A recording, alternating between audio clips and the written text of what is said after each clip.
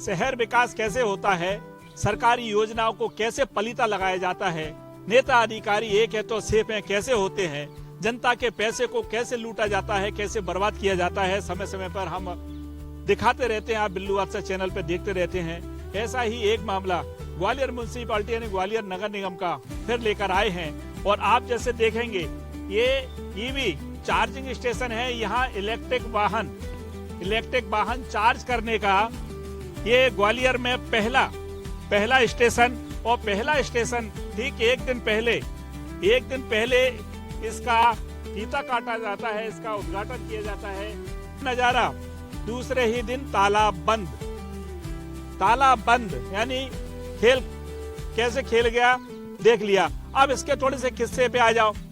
इसका किस्सा ये है कि 2003 में इसकी शुरुआत होती है। अब देखिए कितना इंटरेस्टिंग मामला है, जनता के साथ धोखाधड़ी करने का। कैसे इंटरेस्टिंग मामला है। देश भर में प्रदूषण बढ़ रहा है, सरकारें चिंतित है, केंद्र सरकार भी चिंतित है। उन्होंने पैसा दे दिया ग्वालियर नगर निगम को कि भैया इसके अपना प्रदूषण है उसको कम करो। वो कम कैसे होगा कि इलेक्ट्रिक वाहन जो हैं उनको इलेक्ट्रिक वाहन बनाओ, इलेक्ट्रिक वाहन को चार्ज करने के आप पॉइंट स्थापित करो, चार्जिंग स्टेशन। 2 करोड़ रुपए 1,98,00,000 रुपए का टेंडर निकलता है। गुजरात की लेटेस्ट इंडस्ट्री नामक फर्म को मिलता है। समझना बहुत बारीकी से, गुजरात की लेटेस्ट इंडस्ट्री नामक फर्म को टेंडर मिलता है। जून 2023 में वर्क ऑर्डर जारी हो जाता है और कंपनी को समय दिया जाता है कि केवल 2 महीने में ग्वालियर शहर में 7 स्थानों पर चार्जिंग स्टेशन स्थापित किए जाने हैं।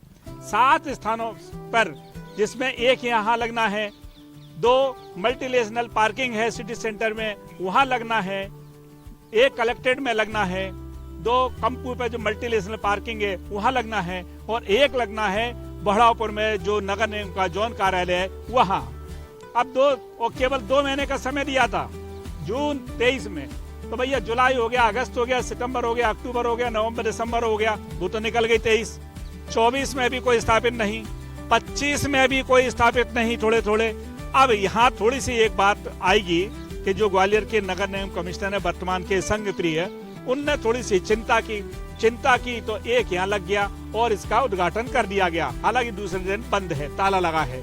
औपचारिक उद्घाटन 2 लग गए हैं, मल्टीनेशनल पार्किंग है कंपू पर 2 लग गए हैं सिटी सेंटर में। अब वो खड़े हैं, मशीनें लगी हैं, चालू नहीं है। चालू कब होंगे ये कब जाने, राम जाने। अब इसमें एक और बड़ा घल्लू घारा ये कि जो कंपनी को टेंडर मिला है, नियम विरुद्ध टेंडर दे दिया उसको अनुभव नहीं है, और उसको जो डॉक्यूमेंट है उस पर उसके सिग्नेचर ही नहीं है, जॉइंट वेंचर उस पर सिग्नेचर ही नहीं है। इतने कई गंभीर मामले हैं, इसकी शिकायत हुई। और सबसे बड़ी आश्चर्यजनक चीज यह होती है, सबसे बड़ी आनंददायक चीज यह होती है कि जो शिकायत हुई, शिकायत में यहाँ विद्युत विभाग की इंजीनियर है अभिलाषा बघेल, उन्होंने जब देखा कि शिकायत आई है, शिकायत में पाया गया कि शिकायत सही है, कंपनी ने शर्तें पूरी नहीं की हैं, फिर भी उसे टेंडर दे दिया है। समझ सकते हैं, ये नगर निगम के ही अधिकारी कह रहे हैं कि टेंडर गलत दे दिया है, शर्तें उसने पालन नहीं की हैं।